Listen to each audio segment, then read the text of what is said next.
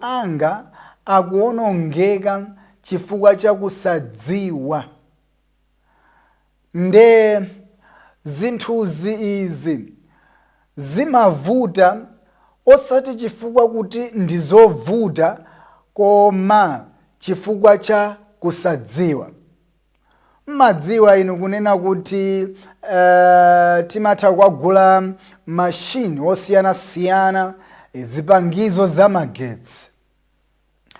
Nde ukagula chipangizo china chilichonse cha magetsi, mkati mwake mwa chipangizomo mukatonija mumakhala amanena kuti manual book.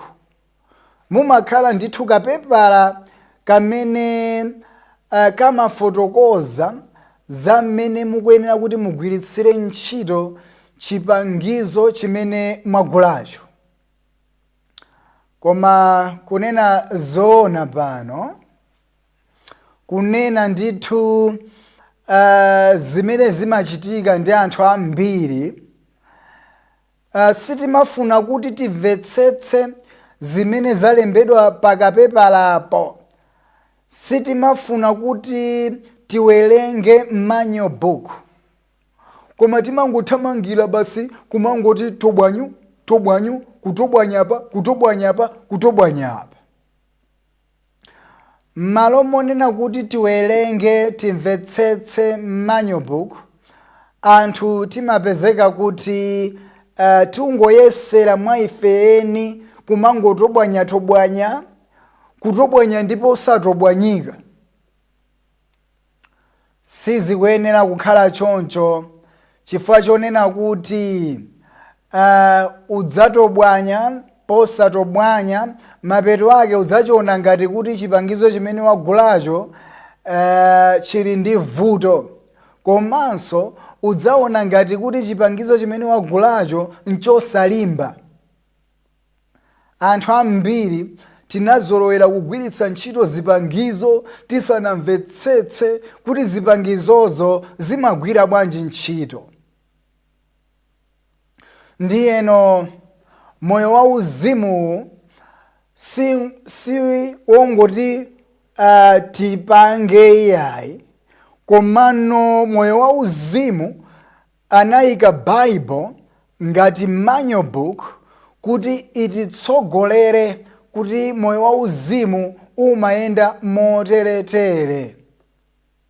Komatu anthu ambiri timakhala kalikiliki kugwira ntchito, timakhala kalikiliki kuchita moyo wauzimuwo, kuupanga moyo wauzimuwo, kenako basi timadzaona kuti amwene moyo wauzimu ndovuta kwambiri.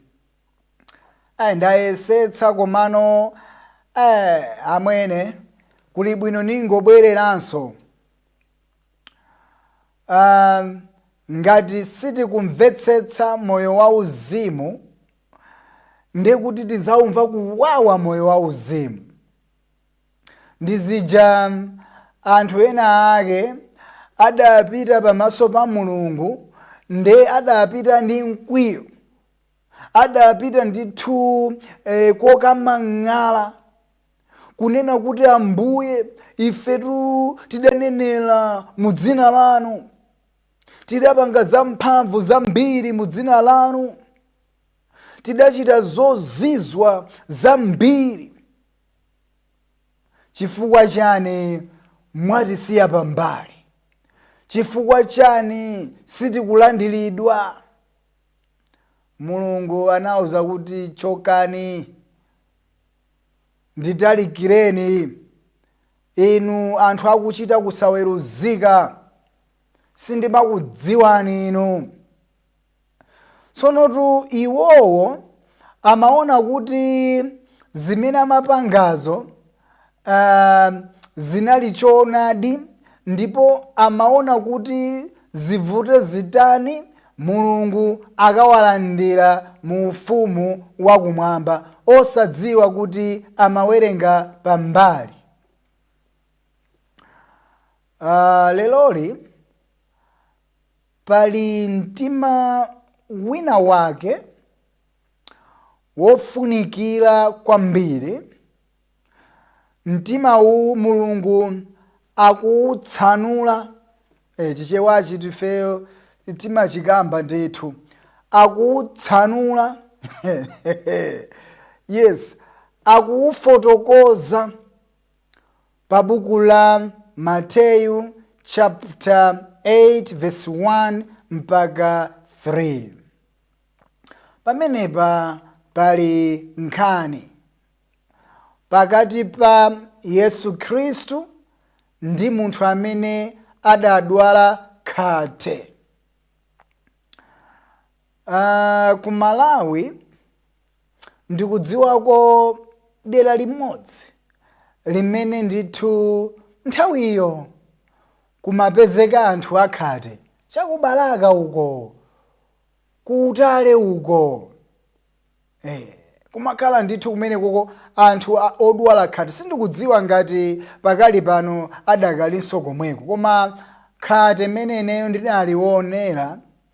Khate ndi nthenda yovuta kwambiri. Khate ndi nthenda imene imadula ziwalo, makamaka ziwalo zakunja ngati zala, komanso mapazi kumene, mphuno kumene. Nthenda imene yakhate imapanga zimenezozo. Ndi nthenda yoopsa kwambiri. Nde ku Israel munthu akhala kuti akudwala khate, munthu ameneyoyo amatengedwa kuti ndi wotembereredwa, ndipo akamupeza mu mzinda amanena kuti mugendeni miyala, muthamangitseni akhale kunja kwa mzinda ameneyo. Ndi nthenda imene wina aliyense samayikhumbira. Ni nthenda yona kuti ikakuyamba iweyo chikhumbokhumbo chako chinali chonena kuti Ambuye chonde ndichiritseni, ziwalo zanga zikhala kuti zikupita. Ndiyeno munthu uyuyu odwala khateyu ndichachidziwikire kuti iyeyo sankafuna kuti adwale khate. Ndichachidziwikire kuti samakondwera nalo khatero. Ndichachidziwikire kuti iyeyonso amafunitsitsa kuti khatero limchokere. Timvanero pamenepo, right? Amafunitsitsa kuti khate lichoke pa moyo wake. Amafunitsitsa ndithu. Koma ngakhale amafunitsitsa kuti khate limchokere, koma anali ndi vuto limodzi. Panali pena pake pamene ndikhoza kunena kuti samadziwa kuti kodi password yake ndiyotani. Ndiye munthu ngati usakudziwa password, olotati ukufunitsitsa kuti utsegule, sizingatheke kuti utsegule. Pokhapokha iweyo ndithu udziwe password. Ndiye amene anali ndi password yake ya kuti munthu yachiritsidwe ku khate lake, password imeneyi idali ndi Yesu Khristu. Iweyo ngati ufuna utsegule foni yako, koma password yo si iweyo amene ukuyidziwa, umayenera kuti ugwade kapena kuti upemphe munthu amene akuyidziwa password kuti akutsegulire foniyo. Ukapanga makani matukutuku, foniyo ibloka. Ndiye munthu odwala khateyo nayenso ankafunitsitsa kuti avukemo mukhate. Amafunitsitsa kuti khatero limchokere, koma amangoimvera fungo. Khate ngakhala amafunitsitsa kuti khate linchokere, koma analibe kuthekera kodzionjolamo yekha mu vutoli la khateli. Ndibwerezenso pamenepo. Ngakhale amafunitsitsa kuti khatelo limchokere, koma analibe mphamvu, analibe kuthekera, analibe ulamuliro odzionjolamo yekha mu mphamvu ya khate. Ndi chifukwa chake kwa zaka zambirimbiri munthu ameneyoyo analibe kuchitira mwina komano kumayenda nalo limodzi khate limeneli.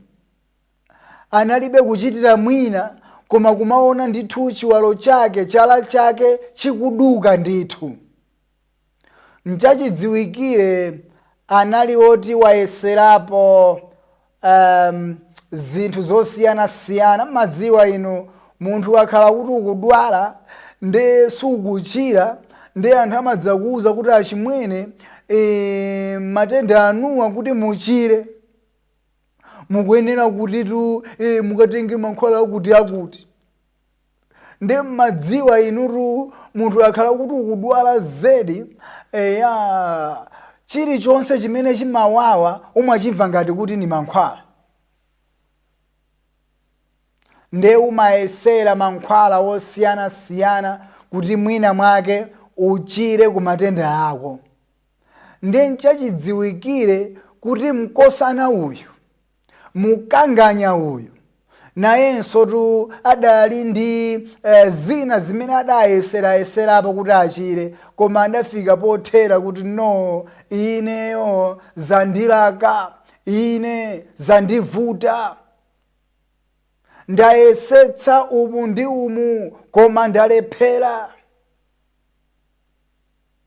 Mpamene tsopano adapita kwa Yesu Khristu ndi kukanena kuti Ambuye, ngati mufuna mungathe kundikonza. Mawu awawa amene adayankhula munthu wakhateyo ndi mawu a munthu amene wayika pambali chifuniro chake. Ndi mawu ochokera kwa munthu ameneno wafika pothera. Ndi mawu ochokera kwa munthu amene alibe mtengo ogwira, wayesetsa koma wafika pa zero. Wafika pakakasi. Wayesera njira zosiyana-siyana koma wadziwa kuti nzeru yake singagwire ntchito, mphamvu yake singagwire ntchito, kuthekera kwake singagwire ntchito. Tsono pameneno akuyankhula mawu onena kuti Ambuye, ngati mufuna mungathe kundikonza Ambuye. Uyu ndi munthu amene wafika pogonja kuti ineyo ndi pandekha sindingathe kupanga kena kalikonse, ndine munthu wolephera, ndine munthu amene ndilibe kuthekera kothana ndi vuto la khate. Khate litu sili kuthandauzaso kena kake tu iyayi. Khateli mmadziwa kuti nthenda ya khate imapangitsa kuti munthu usakhalenso ni ma senses, kapena kuti umataya kamvedwe. Nchifake anthu amene amadwala matenda a khate olo atati kuti agwira moto samamva kuwotcha mmene timamverera anthu ena afe. Ndiyeno khate ndi zikutanthauza tchimo, komanso mmadziwa munthu amene ali ndi tchimo ndiye kuti munthu ameneyuyu tchimo lija limakhala kuti lakhala ngati khoma limene latseka pakati pa munthu ndi Mulungu. Ndiye pamakhala kuti palibe kumvana pakati pa munthu ndi Mulungu. Ndiye munthuyo sangamvenso kuti kodi Mulungu mtima wake ndi otani. Komanso Mulungu akunena kuti zoyipa zathu zatilekanitsa iyeyo ndi ifeyo. Akuti khutu lake silogontha kuti sangamve, mkono wake si waufupi kuti sangapulumutse, koma zoyipa zathu zatilekanitsa ife ndi Mulungu. Ndiyeno ndikudziwa komanso ndi zimene zimachitika kuti wina aliyense pa dziko lino lapansi amafuna kusiyana nalo tchimo. Olo munthu onena kuti iyeyo ndi wakuba, kumunena kuti iwe ndi wakuba amakwiya chifukwa palibe amene amafuna kuti akhale ndi mbiri yoyipa. Komanso moyo wauzimu, ambiri timadziwa kuti moyo wauzimu ndi chinthu chofunikira kwambiri, ndipo tikuyenera kuti tikhale moyo wauzimu. Komano ngakhale timafunitsitsa kukhala moyo wauzimu, sindiye kuti popeza tikufuna kukhala moyo wauzimu ndiye kuti tikhoza kukhala moyo wauzimu. Ayi. Si chifukwa chonena kuti ifeyo basi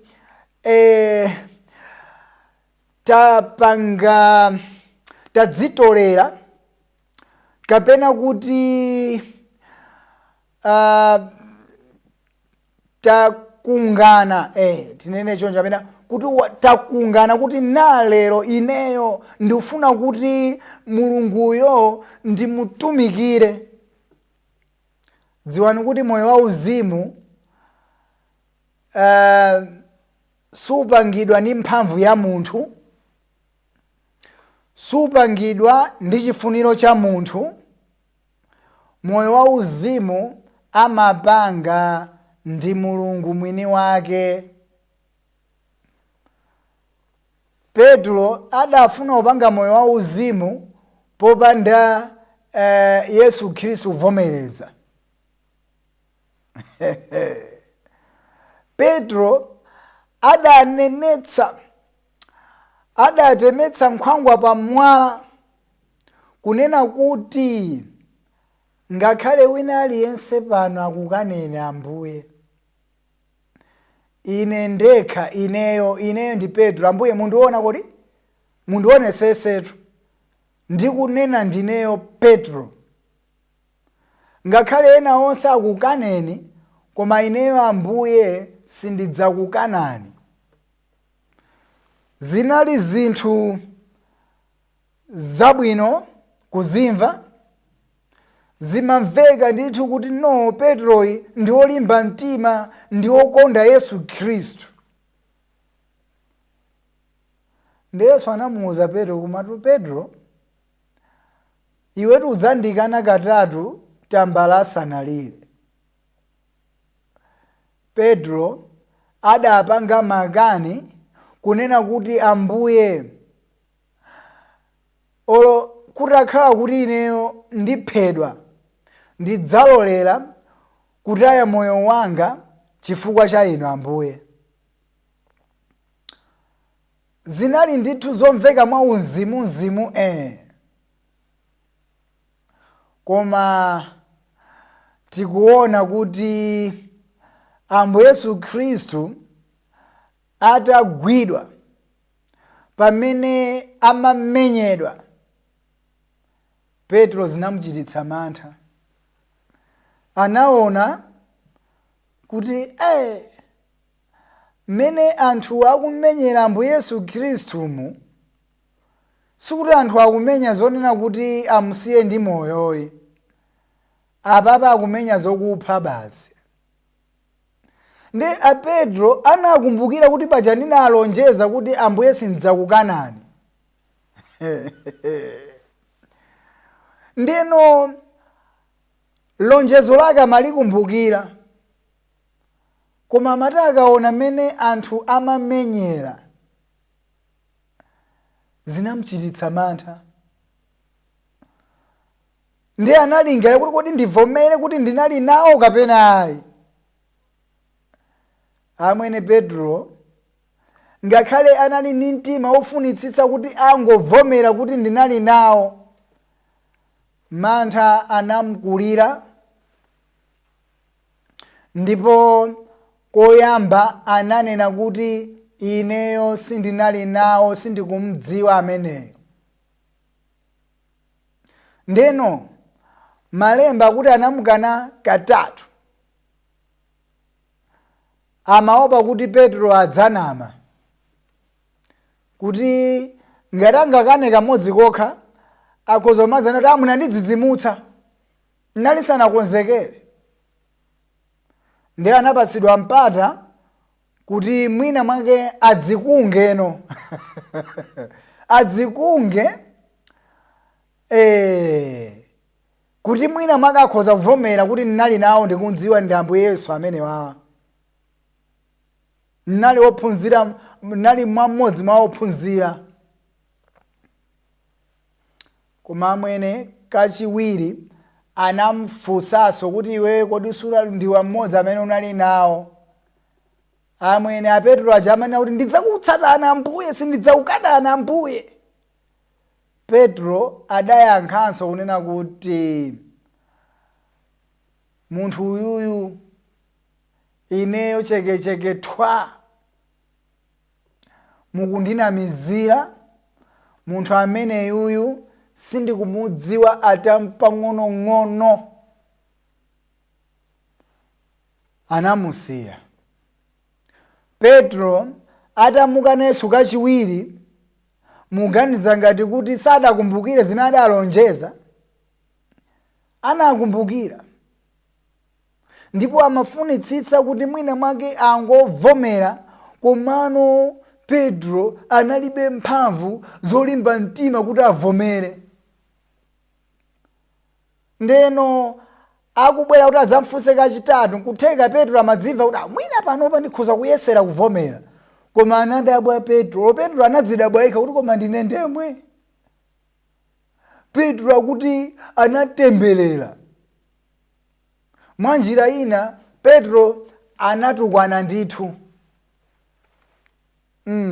Kuti anthu atsimikizedi kuti akomane mmene akutukwanira munthu uyu yeti. Uyu sanali nawo dedi. Uyu si Petro ujadi.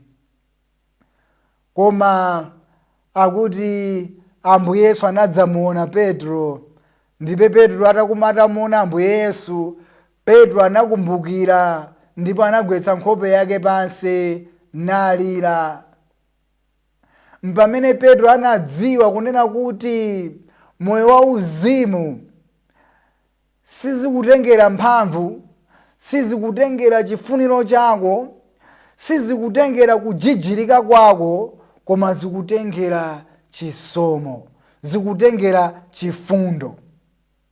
Choti anthu ena ake mmadzimva uzimu kwambiri. Mmadzimva ngati kuti ndinu angelo kwa basi. Tidziwe kuti moyo wa uzimu si mphamvu zathu zimene zingapangitse kuti ife tikhale moyo wa uzimu, komano ndi mphamvu ya Mulungu imene imatitsogolera kuti tiyende moyo wa uzimu. Koma anthu ambiri timayang'ana udindo wathu kuti ndi umene ungatipangitse kukhala moyo wa uzimu, koma tidziwe kuti mdierekezi saona mataito, saona maudindo, saona kuti munthu uyu akhala mtchalichi zaka zingati, saona kuti munthu uyu akumvetsa chisoni bwanji. Mdierekezi zimene sizimamukhudza ndipo sapanga nawo, iye amangogwira ntchito yake basi. Ndiye Mulungu akutiuza chinsinsi cha moyo wa uzimu opambana. Munthu odwala khateyu ndi kuthekera kwake ndi kuyesetsa kwake analephera kuti atulukemo mukhate, komano anavula chifuniro chake, anasiya pambali kuthekera kwake, ndipo anadziwa kuti ineyo kuti ndichokemo mukhate limene lili sikufuna kwanga, komano pamene Ambuye Yesu Khristu afuna nde kuti ineyo ndikhoza kutulukamo mukhate. Kunalitu anzathu a Mose anaona ana Israeli akusautsika, akugwira magobo, akuphula njerwa za moto. Ndiye Mose sizidamuvekere bwino ayi, ndipo anayamba kupha mmodzimmodzi mwa Aigupto. Anamupha mu Aigupto ndi kukamkwirira mu mchenga, chifukwa Mose iye amafunitsitsa kuti ana a Israeli asazunzike. Koma pali mawu amene amanena kuti God's time is best, kunena kuti nthawi yake ya Mulungu ikakwana, imeneyo ndi nthawi yoyikika, pamenepo pamene pangakhale kusintha kwa zinthu. Nde Mose ndi mphamvu zake ndi maphunziro ake ndi kufunitsitsa kwake amafuna kuti awawonjole ana a Israeli mu mphamvu ya Farao. Koma munthu ni munthu amakhala ni malire, munthu ndi ofowoka operewera. N'chifukwa chake munthu sakuyenera kuti adalire munthu koma adalire Mulungu, chifukwa mphamvu ya Mulungu ilibe malire. Mphamvu ya Mulungu ndiyopambana mphamvu ina iliyonse.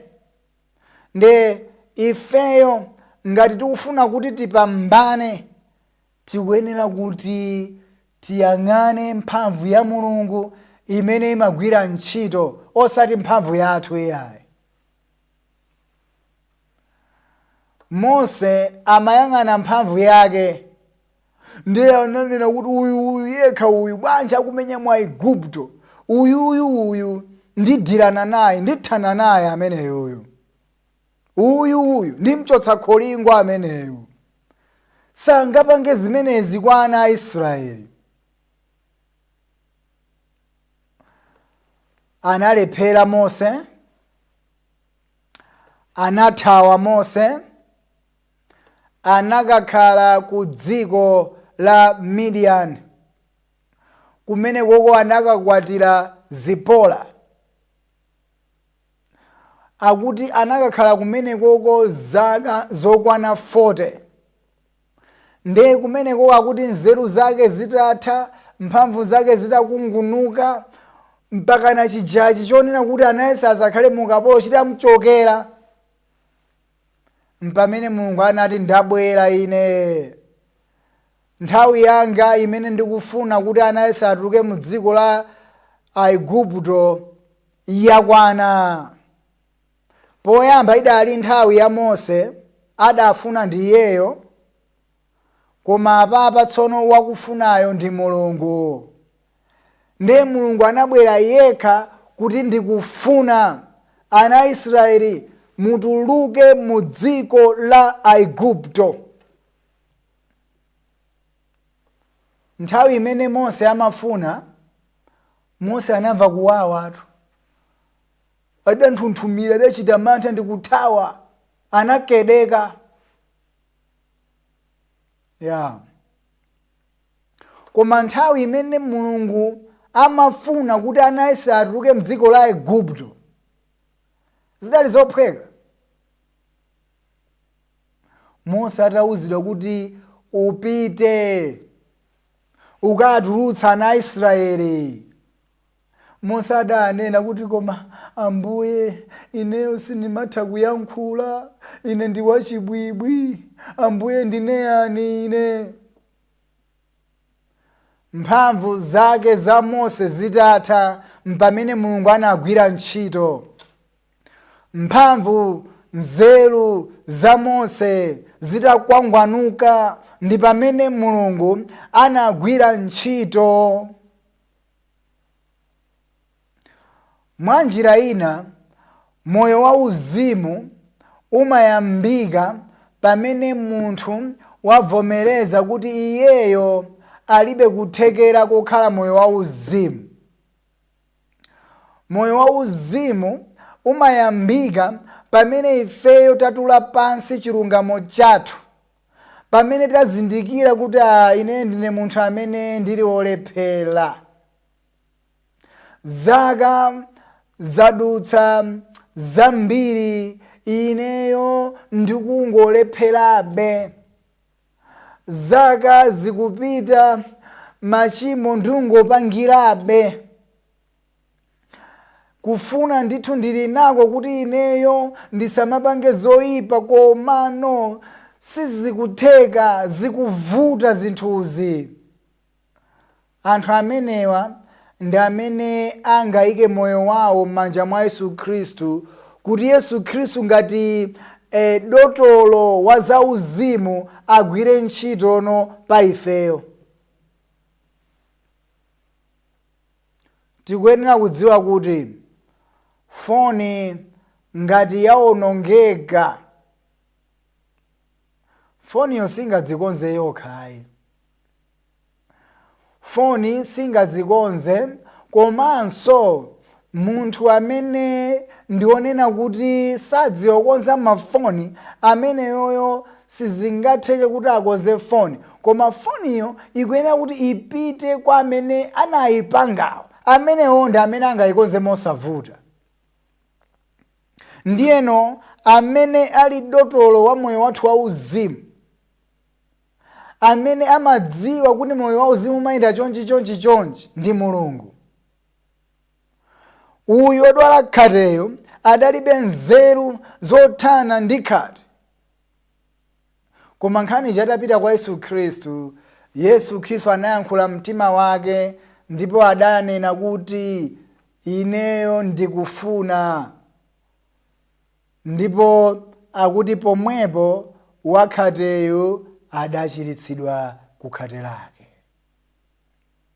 Nde uyuyu kuti achire kukhate lake sichinali chifuniro cha uyuyu wakhateyo ayi, koma Ambuye Yesu adanena maona kuti ndikufuna. Dziwani kuti pamoyo wathu ifeyo tikuyenera kuti tidalire mawu awawa ochokera kwa Yesu Khristu pa zimene afuna apange pa ifeyo. Apo sizingatheke, chifukwa ndipo khapokha pamene Yesu wafuna zinthuzo zikhoza kutheka.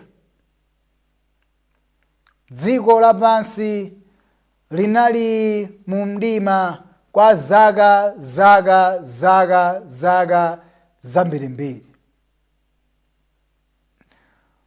Silimafuna kuti likhale mu mdima, komanso akuti dziko lapansi linali lopanda dongosolo. Koma nthawi idafika imene Mulungu adaona. Chifukwa tikamawerenga buku la Genesis, tateni tioneni bwanji tione kuti mu Genesis muli chani. Genesis chapter 1, akunena mawu pamene pa Genesis chapter 1, kuti bwanji pamene pateni tioneni. Genesis chapter 1 akuti tingowerenga kaye vesi yake ya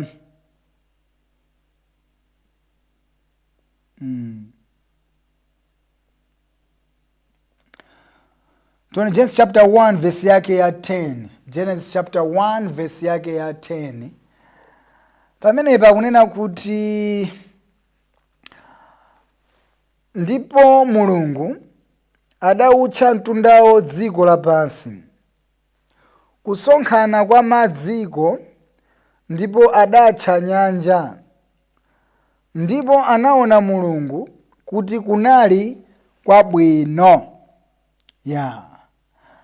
Akukamba apo kuti anaona kuti kunali kwabwino. Pa verse 12 akunenanso kuti ndipo dziko, verse 12, ndipo dziko lapansi linamera udzu, therere lobala mbewu monga mwa mtundu wake, ndi mtengo wakubala zipatso, momwemo muli mbewu yake monga mwa mtundu wake. Ndipo anaona Mulungu kuti kunali kwabwino. Nde Mulungu amati akalenga china chake, Mulungu iyeyo akunena kuti ndipo anaona kuti kunali kwabwino. Kutanthauza kuti Mulunguyo poyamba samamva bwino. Poyamba Mulungu ataona dziko lapansi anaona kuti dzikoli silili bwino ayi, likufunika kuti likonzedwe, likufunika dongosolo. Mulungu chifuna kuti sanamve bwino, Mulungu amene anazipanga kuti zikhale bwino. Pamene ifeyo anthu otitaona zonena kuti sizili bwino zauzimuzi, tilibe kuthekera kozipanga kuti zikhale bwino. Komano Mulungu akaona kuti sizili bwino, ali ndi kuthekera kozipanga kuti zikhale bwino. Nde ifeyo anthufe otitaona kuti moyo wathu wauzimu suli bwino, dziwani kuti tilibe ulamuliro olimbana ndi mdierekezi. Tilibe mphamvu yothana ndi mdierekezi, tilibe mphamvu yothana ndi zilakolako zathu. N'chifukwa chake kuti ifeyo tipambane moyo wauzimu, tikufunikira kuti moyo wathuyu tiuponyere m'manja mwa Mulungu. Zili ngati kuti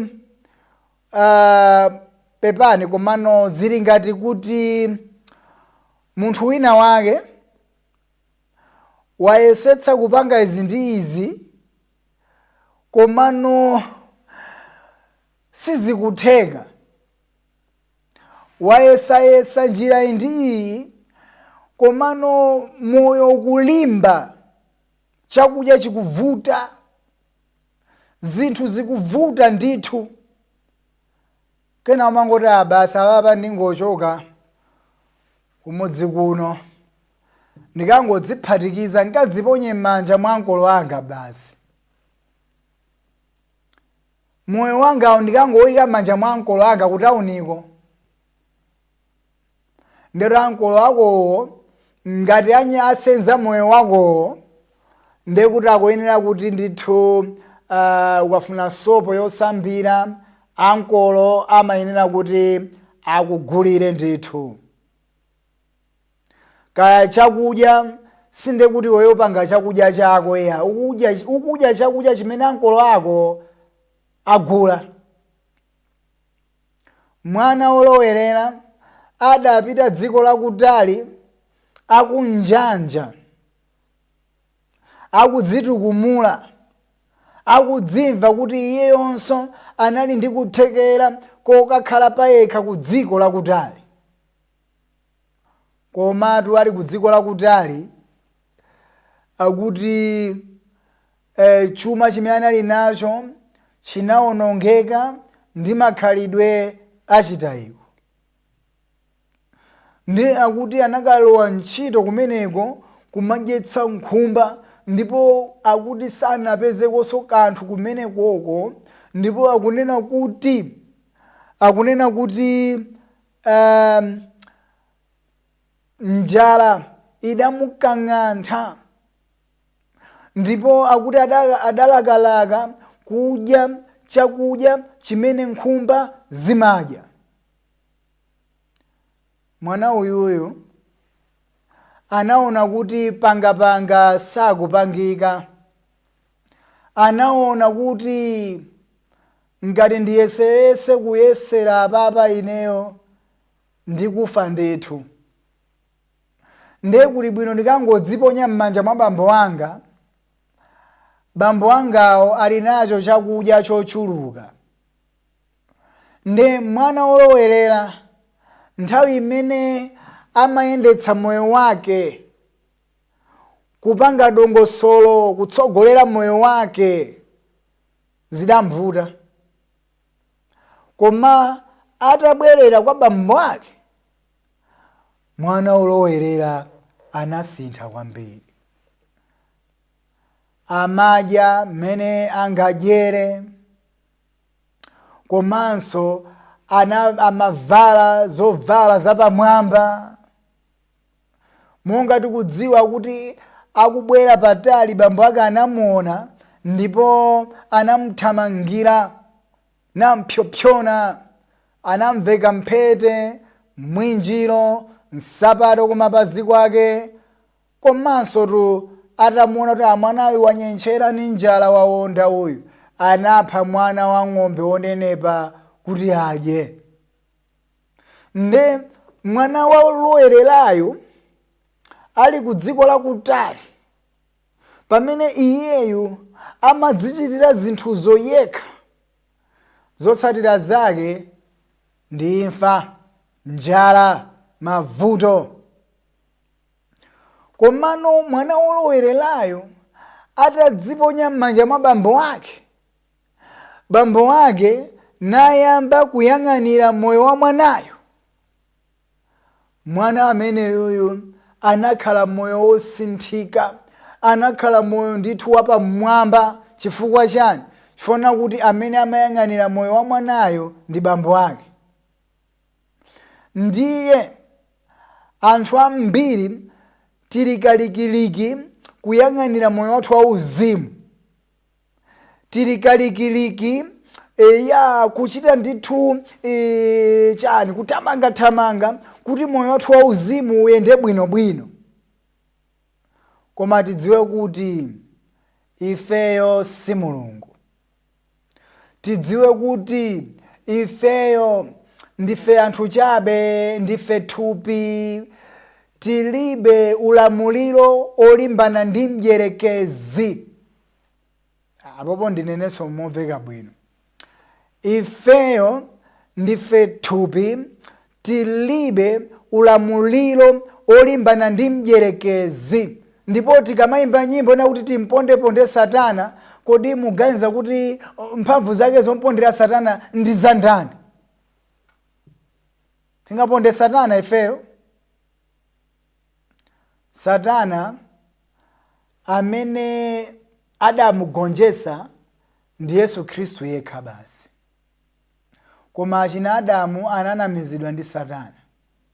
Adamu ona kuti amalumikizana ni Mulungu maso ndi maso. Koma Adamu